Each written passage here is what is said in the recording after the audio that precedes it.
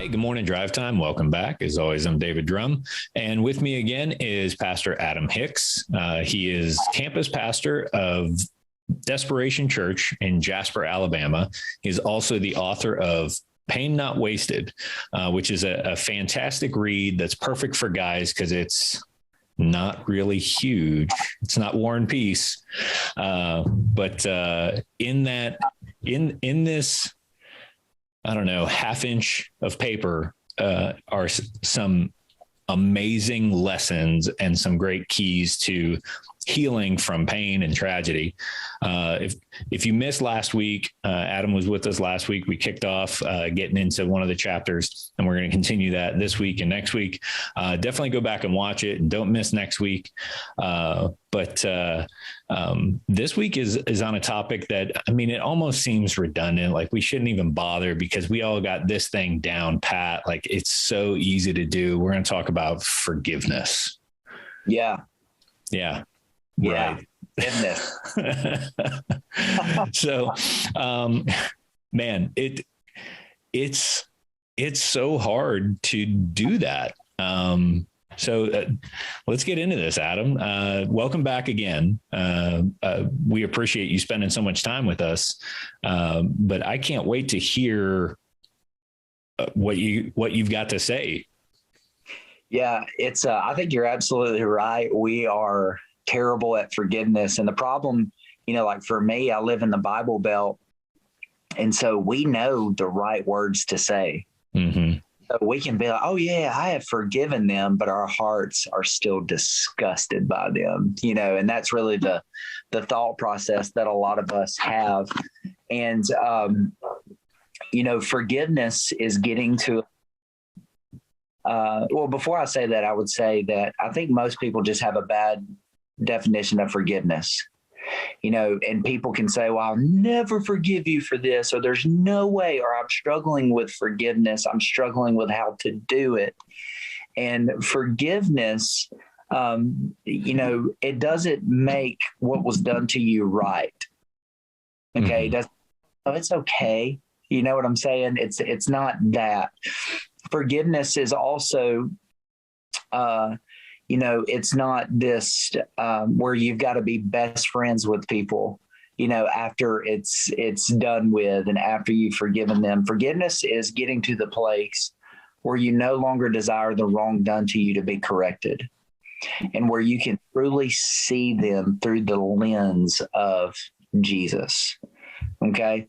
And you can truly see them honestly how Jesus sees them. And it's a process getting there, but it's really, it begins with an outward confession. The first thing I would say is that forgiveness is not an event, it's a process. Okay. Confession isn't, but have you ever said like, Lord, I forgive them, and just not felt it? Okay. Yes, I have. You've got to understand this, that Thessalonians tells us we're three parts. We are spirit, soul, and body. And so you got your spirit. That's the saved part of you. That's the part of you that wants to live for Jesus. That's the part of you that's like, yeah, pain not wasted. Let's dive in and heal. And then you've got your soul, which is your mind, your will, and your emotions. And then it's all carried out in your flesh and your body. And so with that said, it is a spirit-led decision to confess, God, I forgive blank. Okay. It's a spirit-led decision to say, Lord, I'm choosing to forgive them, to release them, and to release them of what I hold against them. But yet in your soul, your mind, your will, and your emotions, you still hate them. Okay. And so what I mean by is you may have to wake up every single day and confess, God, I forgive blank. But eventually, as you begin to, because it's so powerful, because once you begin to confess, I forgive so-and-so, that invites the Holy Spirit in to come and do a work. Okay. And when you begin to confess, even sometimes daily, sometimes hourly, sometimes like if you really are just really wanting to get to that place and do this God's way, it's just being relentless with it until eventually your emotions catch up with your spirit's confession. And before you know it, your conversations start to change. And before you know it, people are bringing up what you went through and you haven't brought it up in a long time. And before you know it, you're talking to your counselor and you're talking about something completely different from what you originally went there for. And before you know it, your soul is settled and you're not tormented or controlled. But it starts with that daily confession. And I know it sounds very, very simple, but it's almost like a relentless thing to beat, because it can hold you captive. Did you have a question, David? I didn't want to interrupt. Yeah. So it's kind of going all the way back to the beginning. You said sometimes we have an incorrect definition of forgiveness. And, like for me, thinking back through some of the times where I was the victim, I was hurt, I was, forgotten about, blown off, whatever the situation was. And it's like, I want to forgive them. I know I'm supposed to forgive them. I know I'm supposed to move on from this, but there's this phrase that gets caught in, at least in my mind, but it's just not right. Yeah. And it's the lingering bitterness that sticks there, where it's like, well, I forgive them, but it's just not right. Yeah. And so how do we continue to navigate for the process of forgiveness while still battling that thought of it's just not right what happened? That's a really good question. And I don't know if you've gotten to the point where, even being a follower of Jesus, where you just hated people or hated someone. We may not say that out loud for some of us, but it was that. And it does go back, because the place that you're in it's just not right. I didn't ask for that. I didn't ask for this. And then it honestly becomes this, I didn't deserve, and why would they deserve my forgiveness? You know what I'm saying? Why would this person? I worked long hours for this boss, and I was the first one there and the last one to leave. And I did it for lower pay than everybody. We're thinking about all the things that we have done. And, with that whole thought process, I would say that,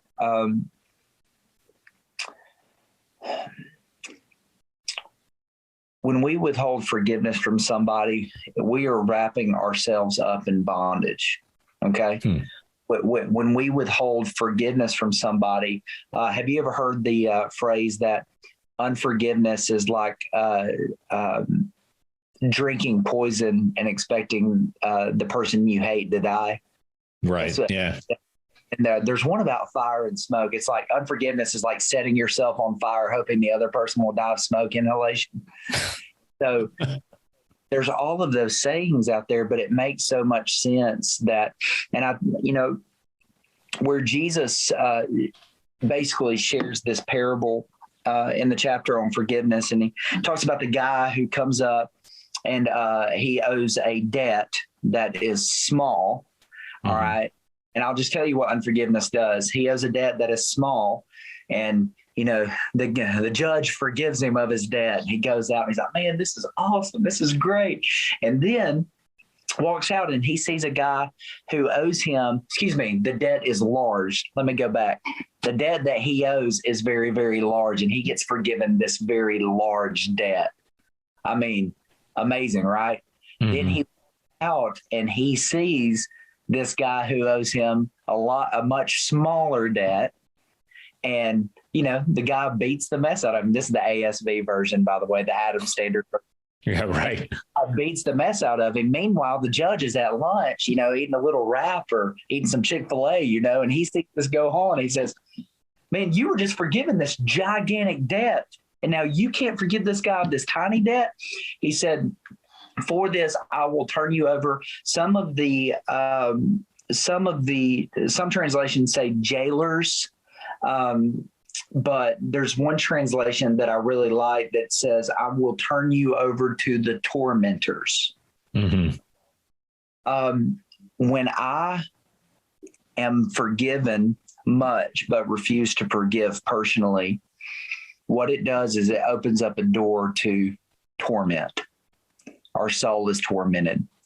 The enemy's activity can run rampant in a bitter heart. Very much so. It can be very, it's incredibly dangerous. And so we have to understand that we've got to take responsibility for it.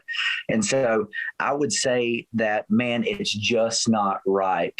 To answer that question, when you said it's just not right, there's got to be a place where we get in touch with our own depravity, not compared to other people's depravity, but compared to God's holiness.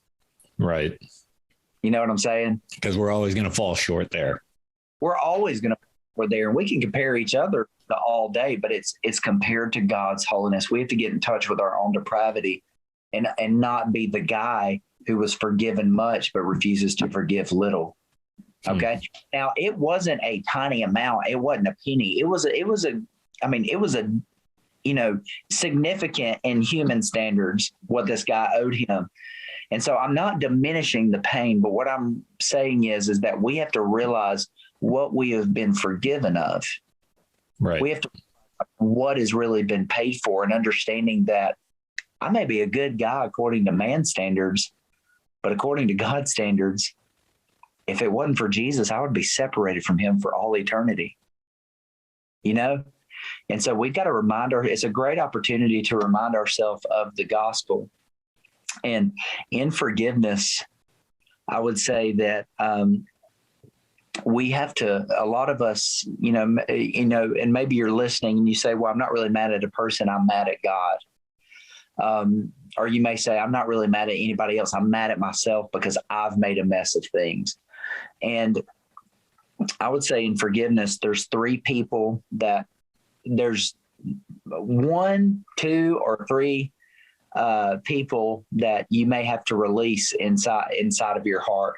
And the first one is God. Not saying that God causes things, he does allow things, but there's a lot of people that I know personally that were very angry at God for a long time. They were very angry at God. And so there's got to be a place where we come before him and we say, I know that you didn't cause this. I know that you allowed it, but I know that you're not going to waste it. And I know that I'm tormented inside, holding my arm up against you, having nothing to do with the God who loved me so much. And so that there is that type of prayer that people have to pray. There is forgiving yourself, because Jesus said, love the Lord your God with all your heart, soul, mind, and strength, and love your neighbor as yourself. Right. Right. Okay. So the second person to forgive is yourself. And maybe you're angry at yourself and you are in shame and you distanced yourself from church, you distanced yourself from people, and you're just disgusted with yourself. You've got to let yourself off the hook for being human. You've got to understand that I don't care how long you've been in this thing, nobody's above anything. All it takes is B, and it will equal C. That's why Jesus had to come. And you may have never had to cling to the old rugged cross before. So you thought, now you actually have to cling to it. Like Jesus is your lifeline. He said, that's why I came. All right. And so you've got to get up. You may have made a mess of things. You may have, man, I'm going, and then I took a wrong exit, and just get back on the interstate. You don't sit there and just pull over, get out of the car, and lie in the median for weeks. Can't believe I just took a wrong turn. And it may have been very significant what you did, but you've got to understand that nothing that you ever did surprised God. Right. And that you cut yourself off the hook for being human. And then forgive, because he says, love the Lord your God with all your heart, soul, mind. Love your neighbor as yourself. You can't love your neighbor if you don't love yourself, and you can't forgive your neighbor if you don't forgive yourself. That's why we went in that order.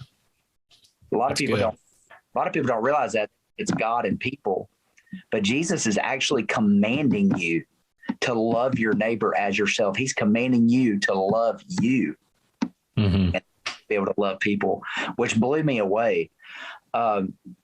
But with that, that's when you forgive people. And it is a process, not an event emotionally. It's a That's good. Emotionally. All right. So given that forgiveness is a process, and, here we are, we're going to wrap up this episode of Drive Time, and we're going to talk about an event, basically a step that we can take this week to improve in this area of our lives. But knowing that forgiveness is a process, what are the steps we can take this week, I guess, to start the process? What is it that we need to do? Yeah. The first thing I would say is, and just going back, I love your question and just your statement earlier, because that just makes so much sense. Because when you've been done wrong, it's like, but it's just not right. Mm-hmm. And how can they do that? I would say the step that you can take this week, a step that you can take as soon as this episode is over, is to invite the Lord into this process and say, God, I'm really struggling here. I'm really, really struggling, because be honest with God. I hate this person. Mm-hmm. God called me to that. I'm angry. And then I'm going to confess that today I want to start the journey of forgiveness, but I need your help. I need your help. And then I would say, just to evolve from that, there's not a formula to it. I think it's really just getting real with God and being consistent with what you're trying to, because the whole goal is to rid yourself of unforgiveness, resentment, and bitterness that will rot you. You ever met a bitter person?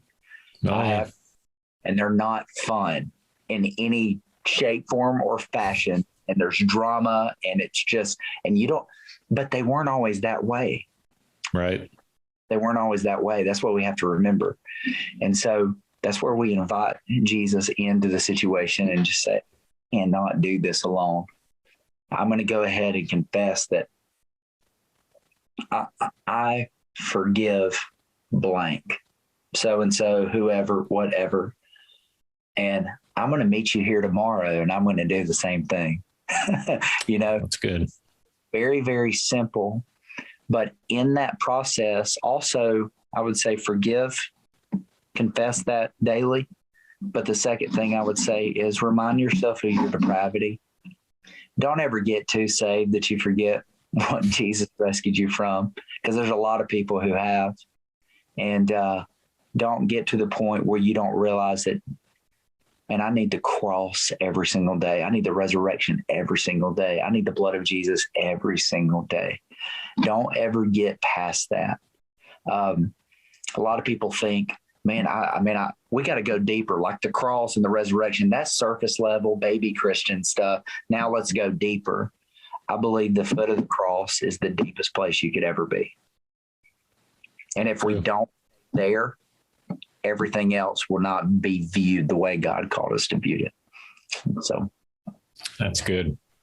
Well, again, Adam, thanks for being here. Thanks for continuing to pour into us and develop this concept of pain not wasted that you get into in the book. Gentlemen, like I said, if you missed last week, go back, check that out. But don't forget to join us next week. We're going to wrap up this 3-part series with Adam Hicks. I think next week's topic is just such a springboard item for a lot of us, and really launches out of forgiving, what you do with that once you've moved into that process of forgiving. This is really what we're getting prepared for. So I'm excited about it. Adam, thank you again. And gentlemen, we'll see you again next week here on Drivetime.